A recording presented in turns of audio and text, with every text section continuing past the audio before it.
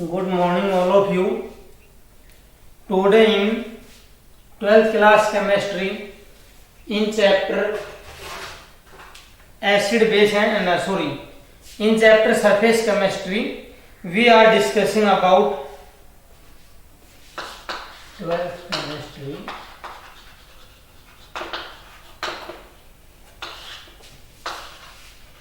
Surface chemistry में आज हम डिस्कशन करेंगे एडजॉर्प्शन आइसोथर्म के बारे में। किसके बारे में हम डिस्कशन करेंगे? Adsorption isotherm. तो एडजॉर्प्शन आइसोथर्म क्या होता है कि जो ग्राफ हमें प्लॉट करते हैं किसमें, amount of gas adsorbed with respect to pressure, उस जो ग्राफ को जो वेरिएशन है उसी को हम क्या बोलते हैं? Adsorption isotherm. आप डेफिनेशन में इसकी बोर्ड पे लिख रहा हूं, the variation in the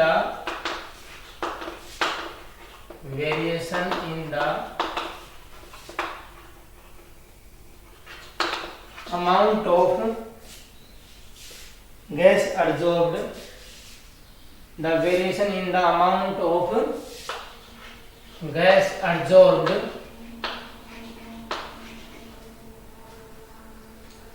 by the adsorbent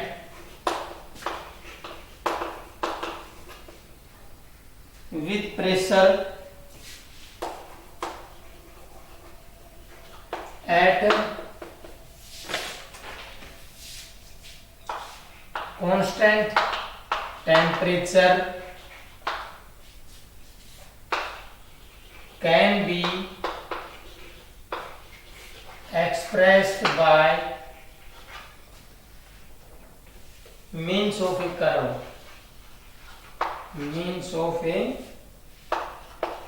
curve termed as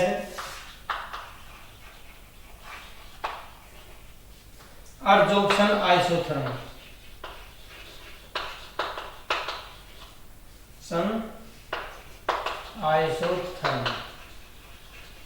और इसको हम एक ग्राफ से रिप्रेजेंट करते हैं। जैसे ये आपका एक ग्राफ रिप्रेजेंट कर रहे हैं, इधर आपकी हो गई x/m और इधर आपका हो गया ये प्रेशर, ये आपका 273 केल्विन पर, ये 244 केल्विन पर, ये 195 केल्विन पर। देखो एडजॉर्प्शन आइसोथर्म क्या होता है आपका? द वेरिएशन मतलब change in the amount of gas adsorb, जो अमाउंट है ना गैस एडजॉर्ब, अमाउंट ऑफ जो गैस एडजॉर्ब हो रही है by the absorbent with pressure, एक प्रेशर पर, प्रेशर के साथ साथ, मतलब प्रेशर जैसे चेंज होगा ऐसे अमाउंट ऑफ गैस भी उसमें एडजॉर्ब में चेंज होता जाएगा at constant temperature is expressed by means of curve, और उस कर्व को क्या बोलते हैं? Adsorption isotherm. It means shortcut में जो amount of gas adsorbed by the adsorbent with respect to mass at constant temperature, और जो प्रेशर के रिस्पेक्ट में हम जो ग्राफ जो ड्रॉ करते हैं वो क्या कहलाता है? आपका एडजॉर्प्शन आइसोथर्म। नेक्स्ट हम डिस्कशन करेंगे फ्रेंडलिच एडजॉर्प्शन आइसोथर्म। ये तो सिंपली आपका एडजॉर्प्शन आइसोथर्म ये क्या होता है? जो अमाउंट ऑफ गैस एडजॉर्ब होती है, एडजॉर्ब का मतलब समझते हो आप? कोई भी चीज उसके सरफेस के ऊपर आके अटैच होना। जैसे सपोज मेरा हाथ है, इसके ऊपर डस्ट के पार्टिकल अटैच हो गए तो ये क्या हो गया? एडजॉर्ब। डस्ट के पार्टिकल यहाँ की क्या हो गए? जुड़ गए, तो वो क्या है आपका? एडजॉर्ब होना। प्रेशर के साथ साथ जैसे जैसे हम प्रेशर बढ़ाएंगे उतनी ज्यादा गैस एडजॉर्ब होगी, और टेम्परेचर क्या लेंगे? कांस्टेंट, तो वो क्या कहलाता है? आपका एडजॉर्प्शन आइसोथर्म। नेक्स्ट हम डिस्कशन करेंगे Freundlich adsorption isotherm.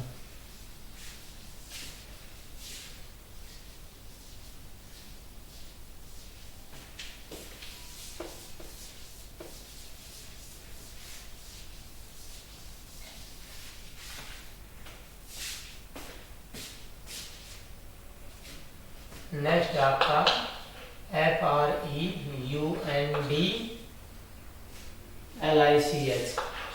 Freundlich adsorption isotherm. अब ये जो आपका फ्रेंडलिच एडजॉर्प्शन आइसोथर्म क्या करता है, इसमें भी एक ग्राफ है आपका प्लॉट होता है, ये देखो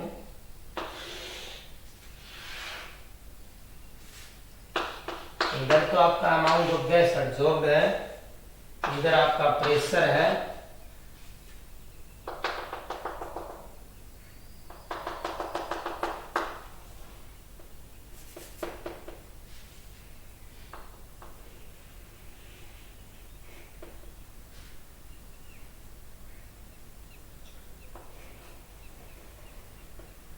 ये oil x/m Kp, x/m Kp 1/m, और यहाँ आपका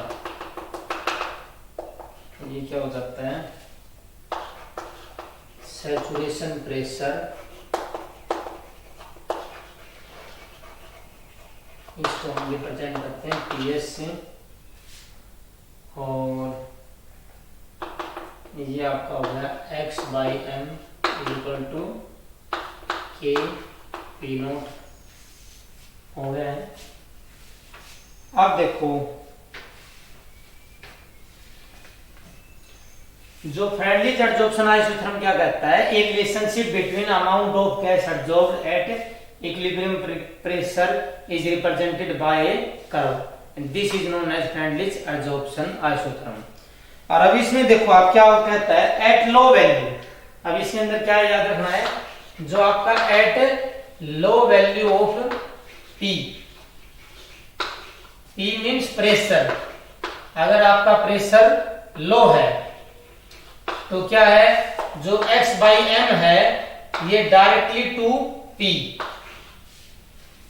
अगर आपका प्रेशर क्या है, लो है, देखो यहां प्रेशर आपका लो है तो x/m ये अप्रोक्सीमेटली क्या रहा है, स्ट्रेट लाइन ग्राफ आ रहा है, क्या रहा है, स्ट्रेट लाइन ग्राफ आ रहा है, यहां से O से लेकर A तक। अगर आपका x/m क्या है, सॉरी प्रेशर क्या आपका लो है तो यहां से और यहां तक ग्राफ क्या है, स्ट्रेट लाइन है। इट मींस x/m क्या है, डायरेक्टली, ये स्ट्रेट लाइन कब आता है ऐसे, जब ये इसके डायरेक्टली जैसे जैसे प्रेशर बढ़ रहा है अमाउंट ऑफ गैस भी बढ़ रही है, तो x/m क्या आता है, डायरेक्टली टू प्रेशर। ये तो है at low value of P pressure, और कांस्टेंट को हटाएंगे तो क्या हो जाएगा, x/m is directly to Kp। लेकिन अगर आपकी क्या ले लें, एट हाई वैल्यू, अगर हाई वैल्यू ले लें P की, P मतलब मींस प्रेशर, अगर हाई वैल्यू ले लेंगे तो क्या होगा, आपका x/m है जो ये क्या हो जाएगा, P0 की, मतलब अगर आपकी हाई वैल्यू है तो आपके अमाउंट ऑफ गैस एब्जॉर्ब है वो प्रेशर से इंडिपेंडेंट हो जाती है। देखो यहां पर आप जो आपके अमाउंट ऑफ गैस एब्जॉर्ब है, हाई प्रेशर है, देखो यहाँ प्रेशर बढ़ता जा रहा है लेकिन अमाउंट ऑफ गैस है वो देखो वही है, कोई डिपेंड नहीं कर रही, कितना प्रेशर बढ़ा वो उतनी एब्जॉर्ब होती जा रही है। इट मींस इसमें कोई चेंज नहीं आ रहा है। देखो यहाँ अगर आप देखते हो तो जितना प्रेशर इधर की तरफ बढ़ता है, अमाउंट ऑफ गैस एब्जॉर्ब में कोई इंक्रीज या डिक्रीजमेंट नहीं हो रहा। It means amount of gas absorb क्या होगी आपकी, इंडिपेंडेंट है। कब, अगर आपकी हाई वैल्यू है, अगर आपका प्रेशर हाई है तो x/m है वो प्रेशर से क्या है, इंडिपेंडेंट है। लेकिन eight intermediate range, eight intermediate, लेकिन इन दोनों के बीच में अगर हम बात करें, देखो ये है और एक ये इंडिपेंडेंट है, इन दोनों के बीच में जो वैल्यू है वो क्या करेगी, 1 और 0 के बीच में लाई करेगी। तो it means x/m is directly to p की पावर 1/n, क्या हो जाएगा, p की पावर 1/n हो जाएगा। जो आपका क्या कह रहा है, in the intermediate range of pressure x/m will depend on p raise to power between 1 and 0। आपकी जो इंटरमीडिएट रेंज है वो उसमें p की पावर 1 और 0 के बीच में लाई करेगी। देखो यहां आपका प्रेशर से क्या था, ये डायरेक्टली प्रोपोर्शनल था, मतलब p की पावर 1 थी। यहां प्रेशर से इंडिपेंडेंट था, मतलब p की पावर 0 थी। और यहाँ इन दोनों के बीच में है, मतलब between 1 and 0, it means 1/n होगा। क्या होगा आपका 1/n, और जो x/m है is directly to k p की पावर 1/n।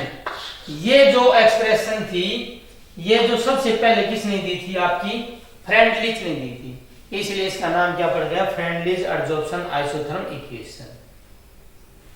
और ये क्या कहती है, n और जो n है, n और k दोनों क्या है, कांस्टेंट है, और ये किसके ऊपर डिपेंड करते हैं, on the nature of adsorbate and adsorbent at a particular temperature. जो k और n आपके दोनों क्या है, कांस्टेंट है, k और n दोनों क्या है, कांस्टेंट है, और किसके ऊपर डिपेंड करते हैं, आपके nature of the adsorbate and adsorbent at a particular temperature. Adsorbate का मतलब जो चीज एडजॉर्ब हो रही है वो भी उसका नेचर पे डिपेंड करता है।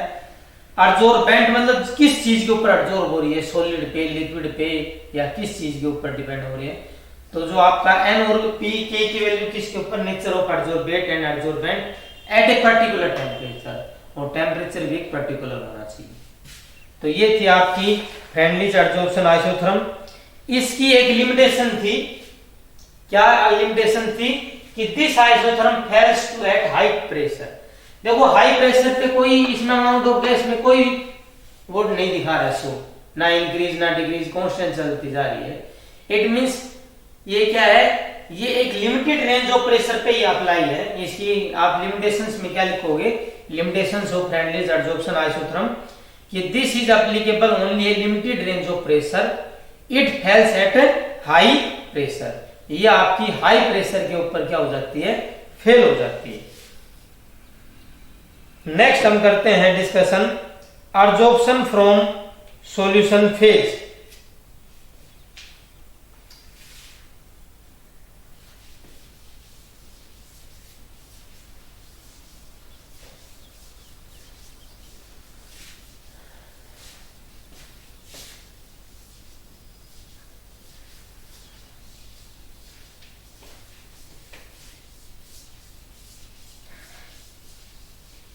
नेक्स्ट हम जो डिस्कशन करेंगे वो क्या है, आपका adsorption from solution phase.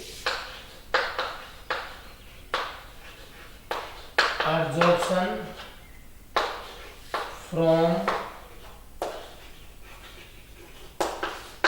Solution phase.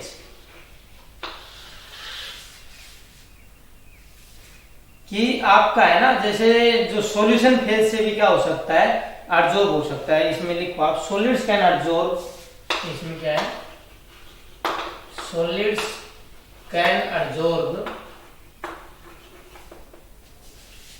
Solids can adsorb solutes from solutions, from solutions also. जो आपके सॉलिड्स हैं ये सोल्यूट को अब्सॉर्ब कर सकते हैं फ्रॉम सॉल्यूशन आल्सो। इसका मैं एग्जांपल लेते हैं, जैसे आपका क्या है, when A solution of acetic acid in water is सेकन with charcoal. जब आपका सॉल्यूशन है एसिटिक एसिड का वाटर के साथ, उसको अगर हम किसके साथ जैसे सेक करते हैं, चारकोल के साथ, तो a part of the acid is absorbed by the charcoal. तो एक जो पार्ट है एसिटिक एसिड का वो किसके द्वारा एब्सॉर्ब क्या कर लिया जाता है, चारकोल के द्वारा। And the concentration of the acid decreases in the solution. और जो कंसंट्रेशन है एसिड की वो क्या हो जाती है, डिक्रीज हो जाती है इन द सॉल्यूशन। आप लिख सकते हो इसमें, solids can absorb solutes from solution also. For example,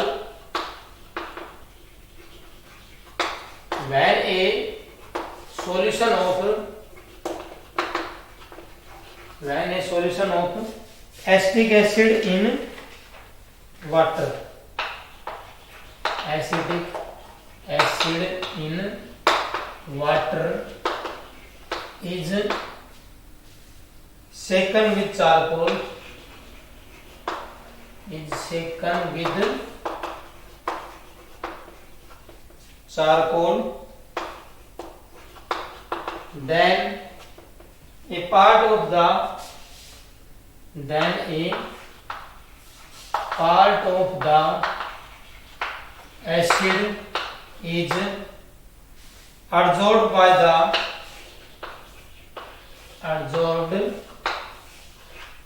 the charcoal and the concentration of the acid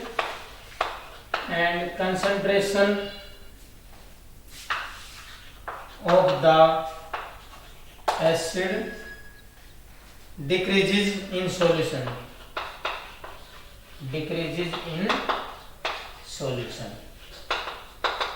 ये क्या कह रहा है कि जो आपके सॉलिड्स हैं वो सोल्यूट को ऑब्जॉर्ब कर सकते हैं सॉल्यूशन से भी।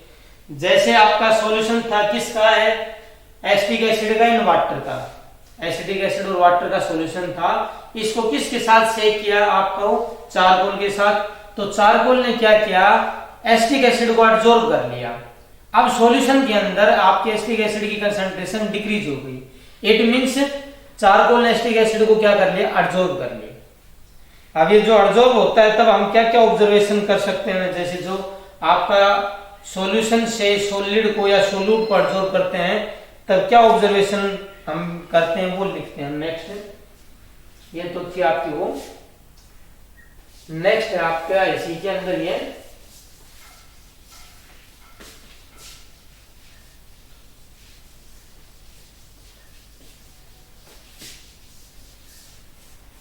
if the following observation have been made,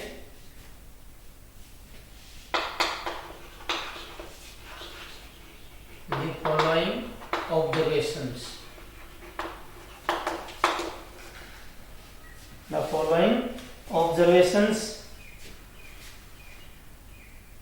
in case of adsorption,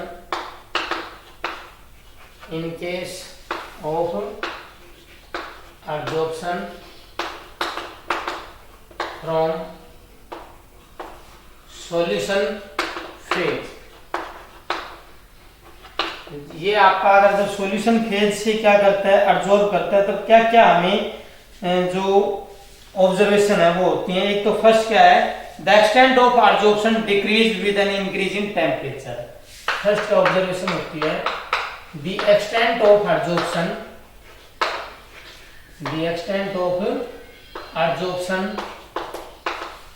decreases with increase in temperature,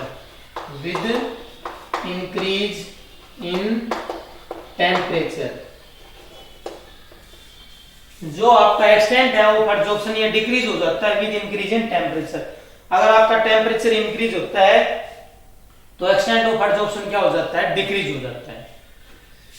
second आपकी जो है किया extent of absorption increase with an increase in surface area of the absorbent.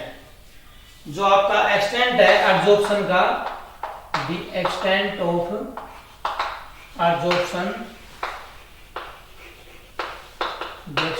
Absorption increases with increase in surface area of the absorbent.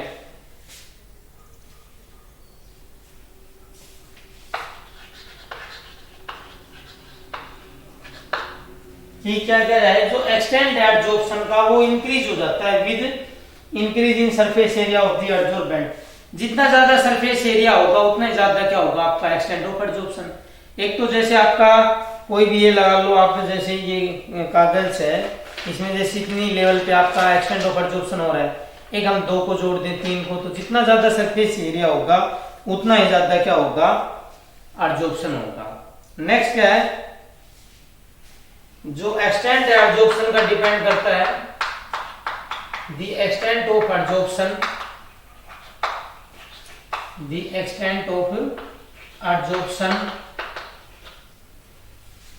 depends on the concentration of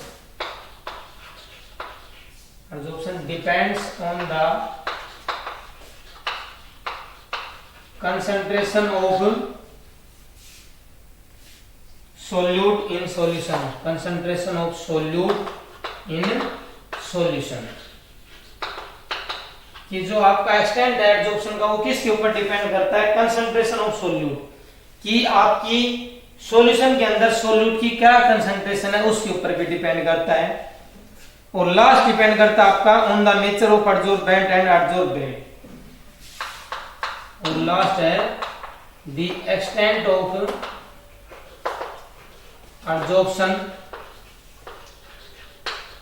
the extent of adsorption depends on the nature of adsorbate, depends on the nature of adsorbate, adsorbate and adsorbent, adsorbent। जो आपका extent है of adsorption किसके ऊपर depend करता है, nature of adsorbate and adsorbent, दोनों के ऊपर आपका क्या है, नेचर डिपेंड करता है कि एडजॉर्बेट का नेचर क्या है, एडजॉर्बेंट का नेचर क्या है। और ये जो आपका जो एडजॉर्प्शन था फ्रॉम सॉल्यूशन फेज, ये भी फ्रेंडली एडजॉर्प्शन आइसोथर्म को फॉलो करता है, लेकिन इसमें इक्वेशन है वो x/m = Kp, p की जगह यहाँ क्या आ जाएगा, कंसंट्रेशन आ जाएगा 1/m। जो आपकी एडजॉर्प्शन है फ्रॉम सॉल्यूशन फेज में, जो सॉलिड एडजॉर्ब होता है फ्रॉम सॉल्यूशन फेज से, ये इक्वेशन भी फ्रेंडली एडजॉर्प्शन आइसोथर्म को फॉलो करती है, लेकिन उसमें गैस एडजॉर्ब हो रही थी, इसमें आपका सॉलिड एडजॉर्ब हो रहा है फ्रॉम सॉल्यूशन से जो आपका सॉल्यूट, तो इसमें हम क्या लेंगे, कंसंट्रेशन आएगा प्रेशर की जगह। तो ये भी वैलिडिटी जैसे शो करता है फ्रेंडली एडजॉर्प्शन आइसोथर्म भी। और लास्ट हम इसमें डिस्कशन करेंगे एप्लीकेशंस ऑफ एडजॉर्प्शन।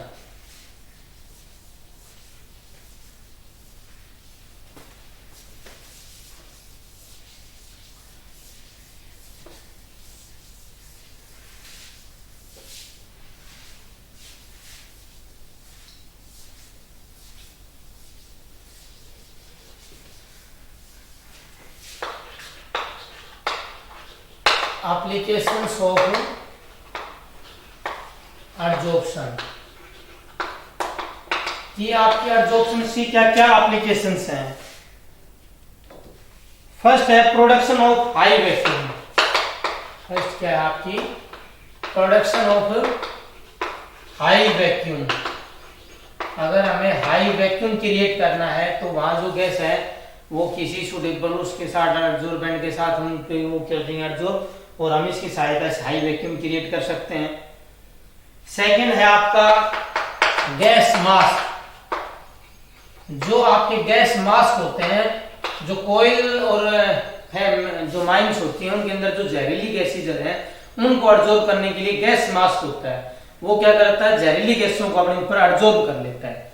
तो वहां इसकी एप्लीकेशन है कि उस गैस मास्क की सहायता से वहां एब्जॉर्प्शन फिनोमेना की वजह से हम अपने आप को प्रोटेक्ट कर लेते हैं, क्योंकि वो गैस मास्क पॉइजनस गैसों को क्या कर लेता है, एब्जॉर्ब कर लेता है। सेकंड है इन कंट्रोल ऑफ ह्यूमिडिटी।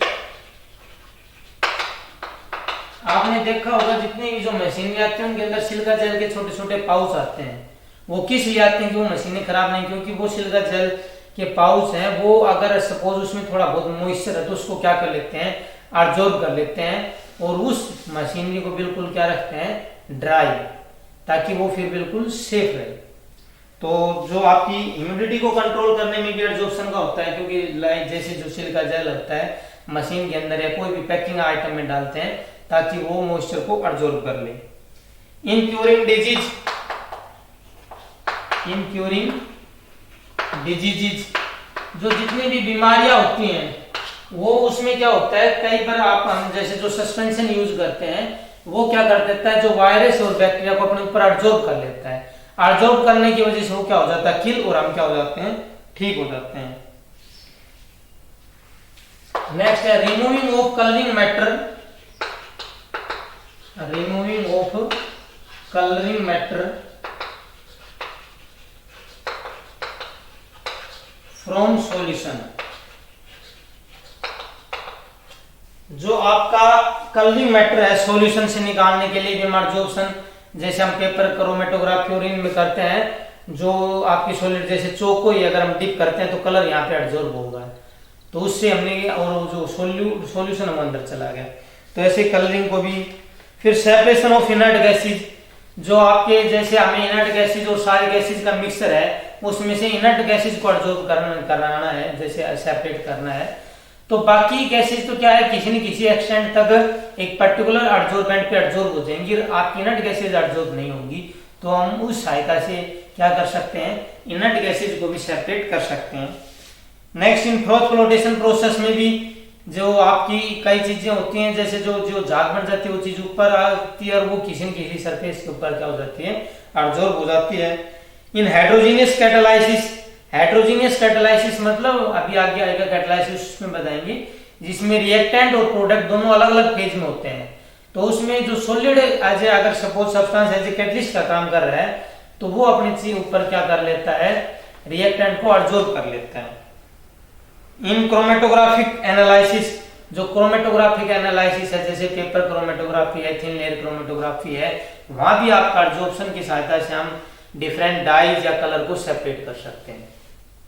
तो ये आपकी थी आपकी applications of absorptions. Okay, thank you.